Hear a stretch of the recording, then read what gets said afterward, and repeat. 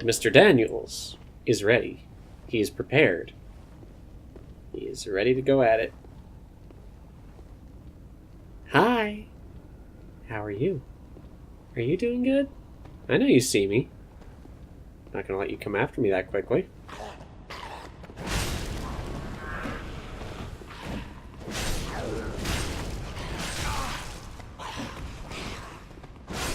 How's it feel?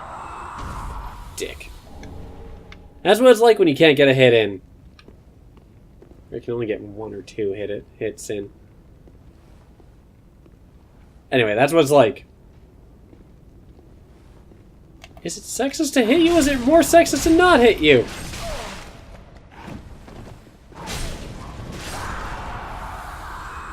That's a Deadpool reference, by the way, kids. So, what's your deal? You're like a Skeksis, but not? Skexy? Was that it? Mr. Pockets! Mr. Pockets, save me! Look, I'm sorry about what Fritz did. That was not me, okay?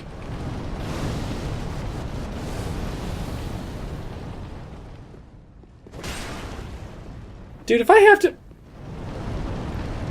He's really not happy.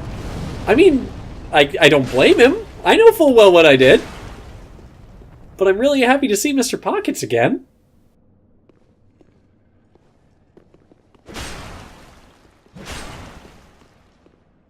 Where did he go?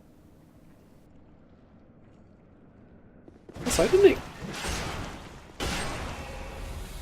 Is he? Oh, there he is. He's adapted. He learned far too well from his brother that actually survived their dealings with Fritz. He was like... Fritz was basically a petulant child. And I realized this the other day. Okay, so I realized a lot of my characters are actually pretty terrible once I flesh them out. Maybe that's a reflection on me. In fact, I'd say Paul is probably the most redeemable character I've made to date. Which is kind of even funnier when you think about it, because... Oh boy. Oh fuck! No. Nope. I'm assuming these are stairs. Please tell me these are stairs. Let me go upstairs. No! Stairs, please. Where are the stairs? I'd rather go up the stairs and not have to... I'm going the wrong way. No, that's a dead end. This is bad. This is very bad. I went the wrong way entirely, didn't I? I know this room at least. Aha! Stairs!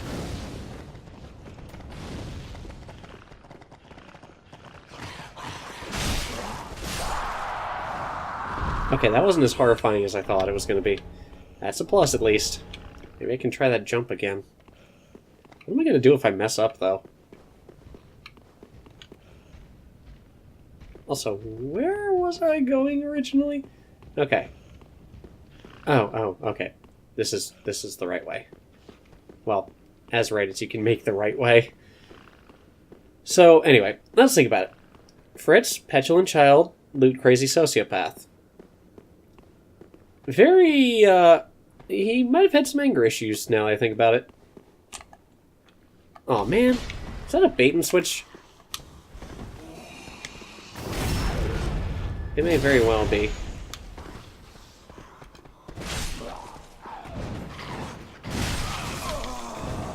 Oh man, that is really upsetting. I am upsetty, but I don't need spaghetti right now. So yes, anyway. Fritz, established. Terrible person. Big Roy. You can argue that just from, like, the fact that he was the best worst drug dealer, you know, that was a personal headcanon. If you didn't see it and you just want, if you don't mind watching something that I did, like, last year, I know, it's like, quality varies so much over a couple of years. Well, it's more like, you know, when you're trying to figure out what you're trying to do, that's when it varies, but, like, Big Roy was either the best or the worst drug dealer. Because, what was it? He would sell his... The way I joked about it was, he would sell his clients moongrass, and then he would kill them and take it back and keep all the money for himself. So, like, he never had to worry about supply. He just had to worry about clientele. But I mean, with a face like his originally... Editron, don't put it up. They've seen it. If they've been watching from the start anyway. Or, like, episode 7.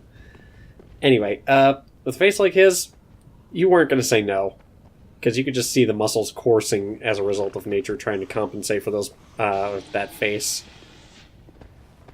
But then, you know, you get to the end, and by the way, Demon Souls spoilers here. Editron, if you want to just put up the spoiler tag for it, that's cool. If not, well, you have been warned.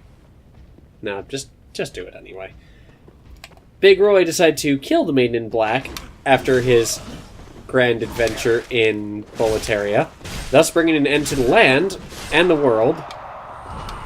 And his reasoning was that, you know, the world's screwed, and I don't want to leave the Maiden in Black down here to watch history repeat itself.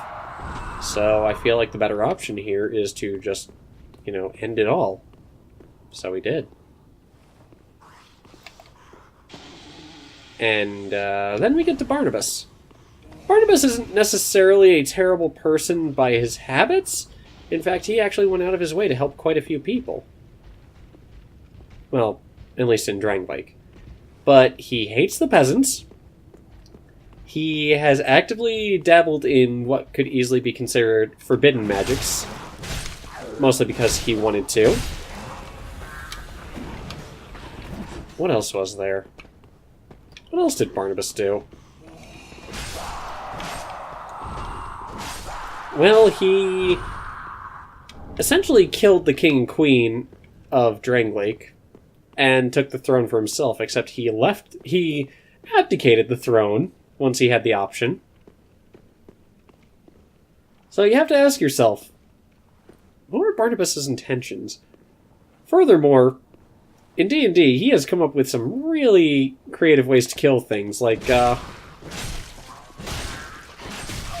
I forget the name of it. It's like Narakuga or something like that? Yes, okay.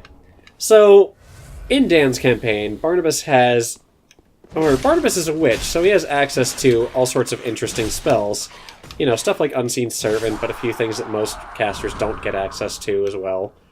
Or, you know, not quite to that degree.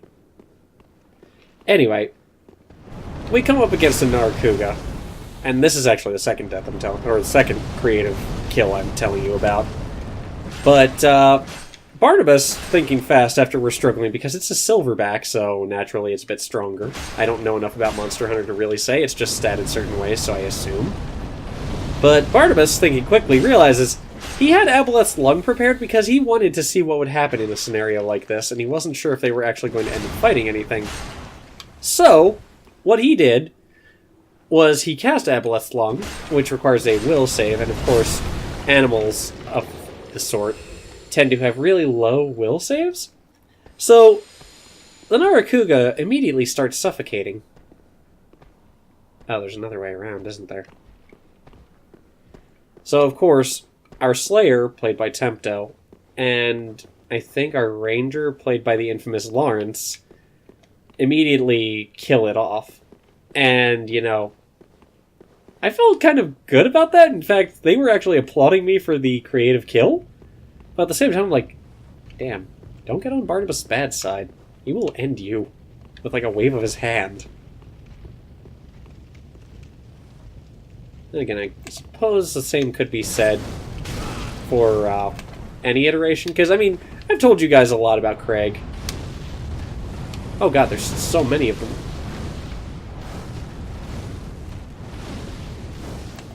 You guys want to come down here one at a time? No?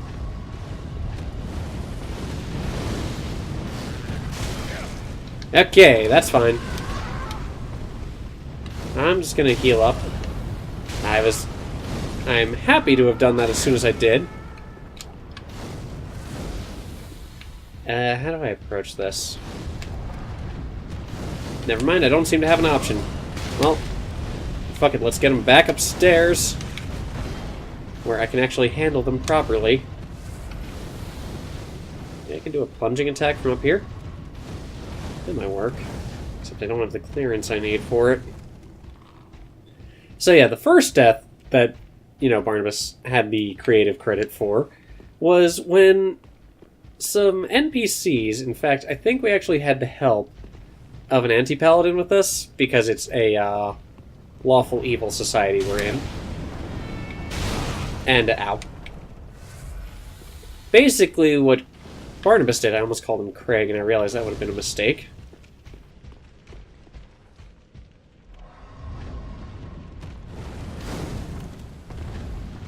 Hang on.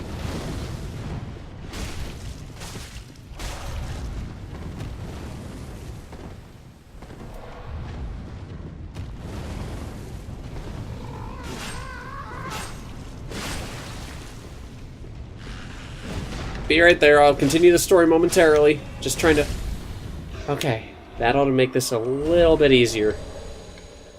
So, anyway, the first one, one of the characters controlled by Dan rolls a, for lack of a better term, pipe bomb into the room that we're in. And I see it, so thinking, kind of spur of the moment, under extreme pressure, by the way, because this is a lit fuse, I decide that it would be fun to cast Unseen Servant, tell it to take that grenade, and get rid of it. The Unseen Servant takes the grenade into the room it originally came from, so all we hear is a loud, "What?" And then there's an explosion, and then silence. Oh, hey, rats.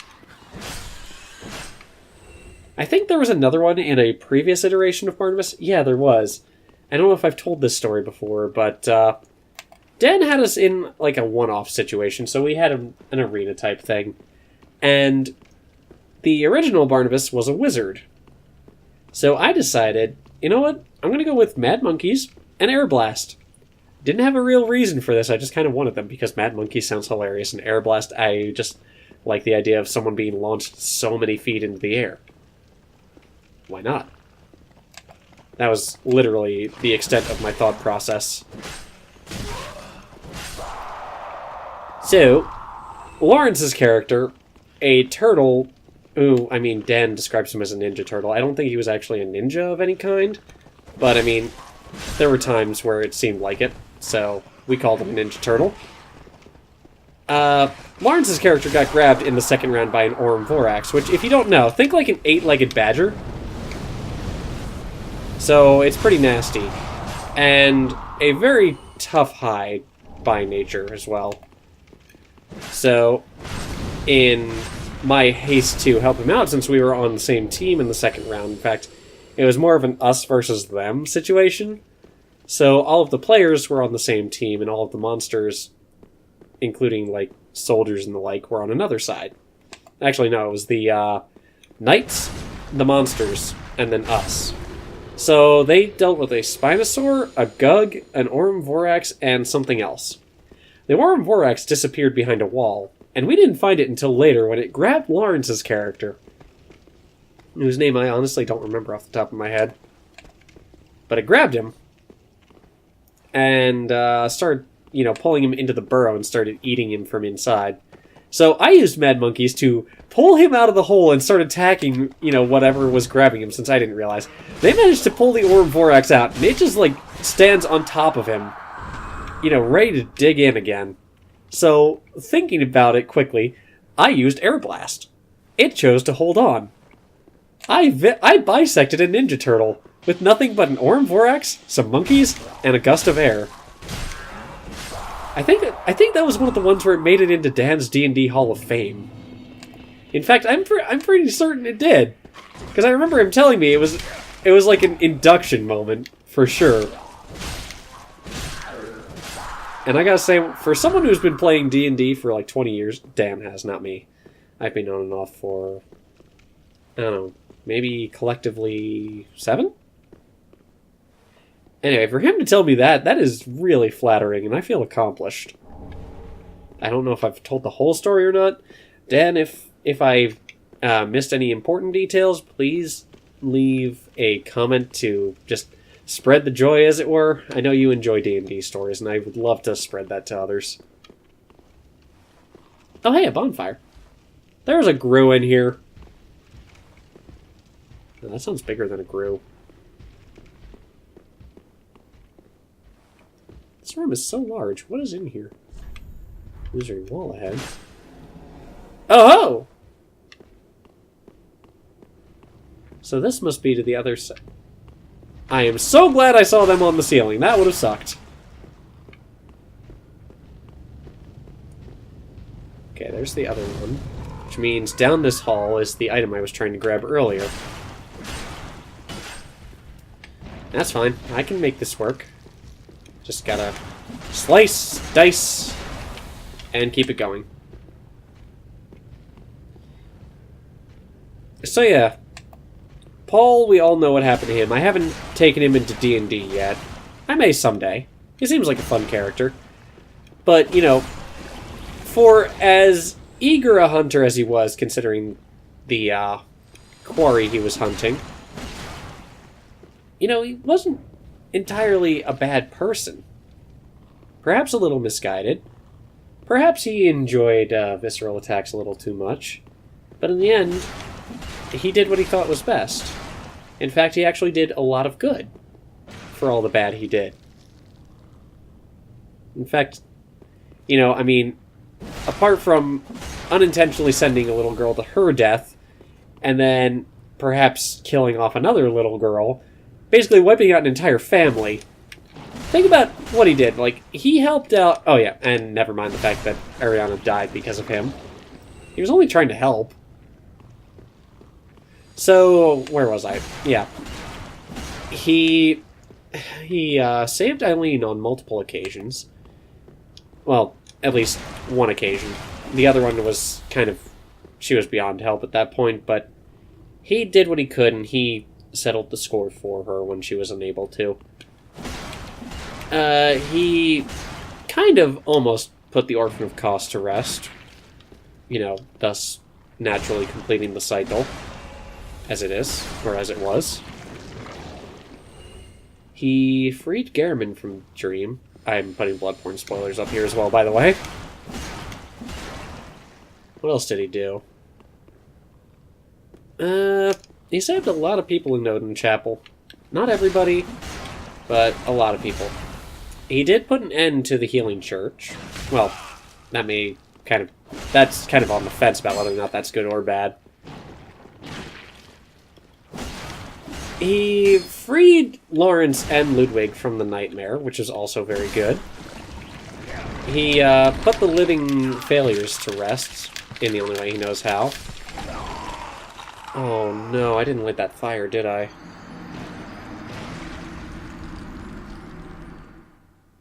But yeah, Paul did the best he could. And that's all you can really ask of him. This is going to be a fun run back.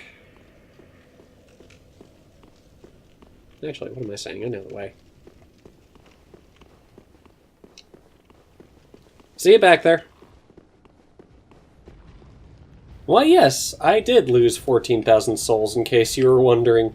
I got a little careless as it went along, so yeah. Anyway, we left off with Paul. And that is 4 of the 5 characters done. Now we have Craig. Craig originally started off on an expedition to colonize a new island, as it were. Not necessarily new, well, maybe newly discovered. But, you know, starting off, I mean, I've told part of the story already. He was as ordinary could be until the Raven Queen took an interest in him. Partly because he survived near death as frequently as he did. He almost died a lot in the first few sessions. Now he's just kind of neutral. I mean, there's the fact that he paralyzed and nearly killed one of his compatriots using needles with a specialized poison or paralytic toxin on them. What else did he do? He made a squeamish gnome faint just by standing in front of him. While covered in gore, no less. Yeah, that was a fun one to explain to the guards.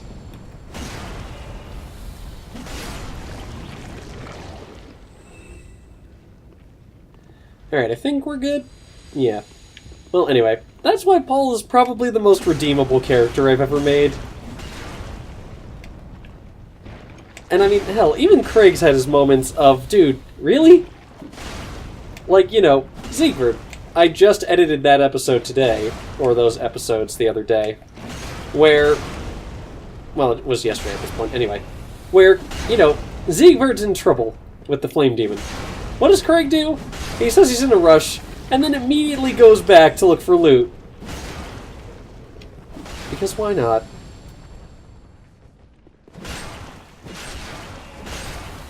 I have never said, nor will I ever say, that Craig is a good person. Because, honestly, he is a rogue to the core. And that's all I've ever wanted of him.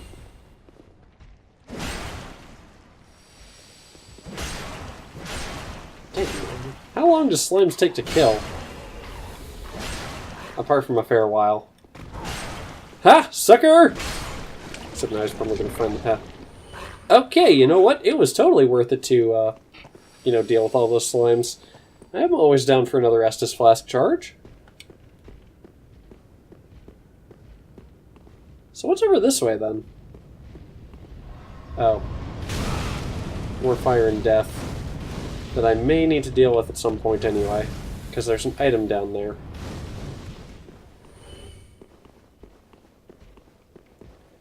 So do we go back now, or... No, you know, we are not going back just yet. There's a big bird dude over here. Bird, rat, lizard thing. He's clearly a demon of some kind. He's got the Capra Demon tail, though. That's why I'm genuinely curious about what kind of demon he is. I mean, if they decide this is what they want the Sagittarius demon to be, I'm down with that. I respect that decision.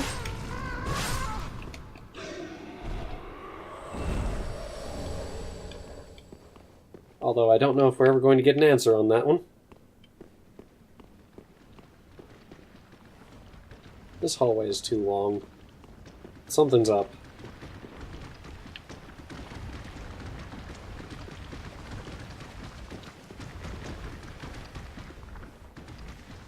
Something is just above me or just around the corner.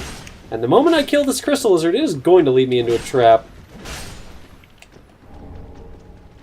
Chaos gem. Interesting.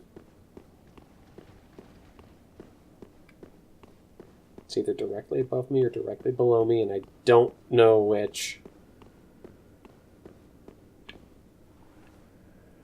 Probably above me, if that's an indication. Wait, there's a way to fall in here from above. Why, though?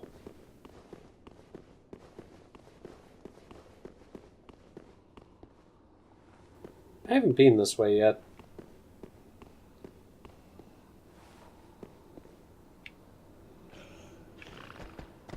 I'm glad I saw the multiple grooves on either side there.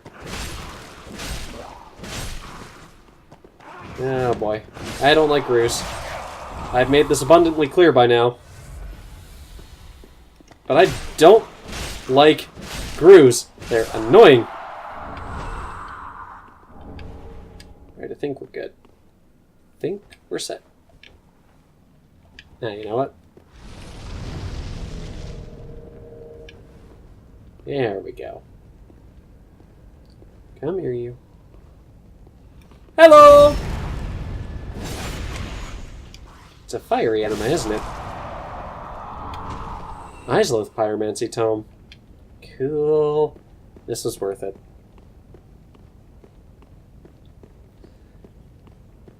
Now, here's a question for you. How do I go about getting down to the bottom of the thing that, oh, wait, maybe there's a doorway over here. Yeah, that's right, there is.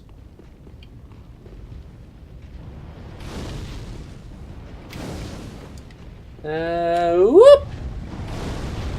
Sucker! Landed right on your fire. And then you threw fire at me, so it didn't work out as well as I thought.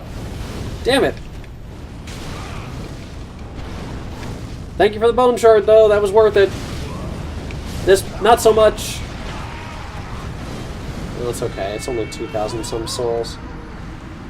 But there's another pathway down the middle I haven't taken yet. That I'm aware of.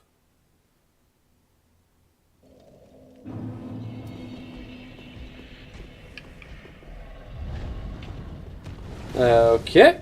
We're going this way then. Yeah, if I'm right. Not that path.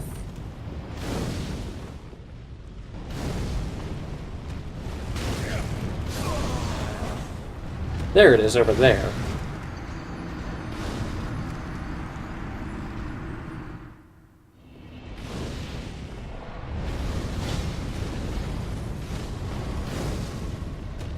So much fire being flung everywhere!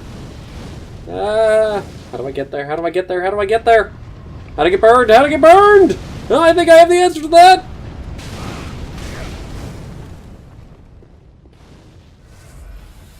Oh, is this another pathway over here, or is this more stairs?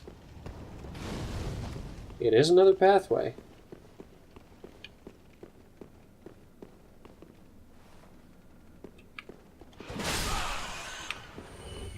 Okay, the rats are here. Which means I may be heading in the right direction, but I don't rightly know.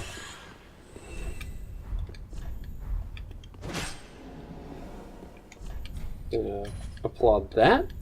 And that one. Oh, this is how we get over here. Wait! Don't tell me this is Quailon. Oh no. Oh, it actually happened. God. Did not want it to happen, but it did. That's lava. You know what, why don't we just take a moment and be sad together? A pyromancy tome from Izalith containing pyromancies of the witches. Gift to the old master pyromancer to learn chaos pyromancies of Izalith. Chaos pyromancies manipulate lava, and birth all later forms of pyromancy. Pyromancy tome of Quailana containing her unique spells. These pyromancies can only be taught by a female master. Give to a female pyromancy master to learn Quailana's pyromancies. Quailana, the sole surviving witch of Izalith, once accepted a human pupil, but after the pupil moved on, she never took another. Damn it! Damn it, Fritz, you squandered her work! Ugh! Do I want to be stupid? Because I know for a fact if I set foot in this, I'm going to die.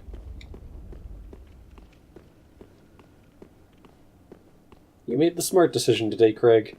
We'll come back for this later. Meanwhile, what's over here? And if it turns out to just be one of those, floors that gives in on itself. No? I mean, there's a rat here. We may as well. Thanks, friend. Usually down to the same spot, though, don't they?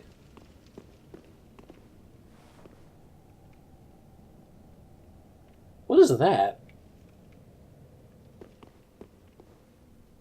Oh, it's just a big rat.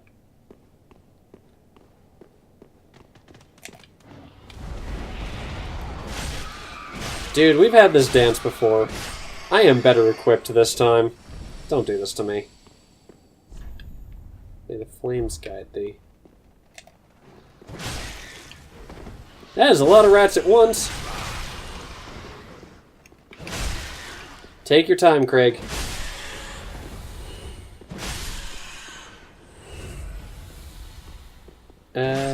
Like so? Oh! I don't trust you. Large Titanite shard. Fog wall ahead. You're serious? They did it again? There's stuff down there, but before I do that... No, don't get me wrong. I don't mind the double illusory wall thing. I'm just confused that they would do that again, you know? I mean, at least this time I knew what I was getting into with it. Oh, basilisks. And an Izalith staff. Ooh.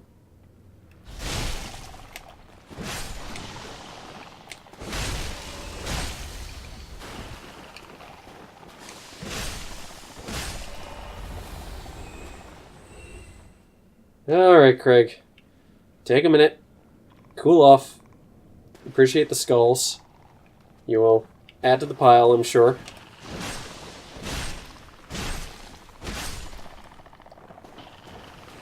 If not, it's not that big a deal.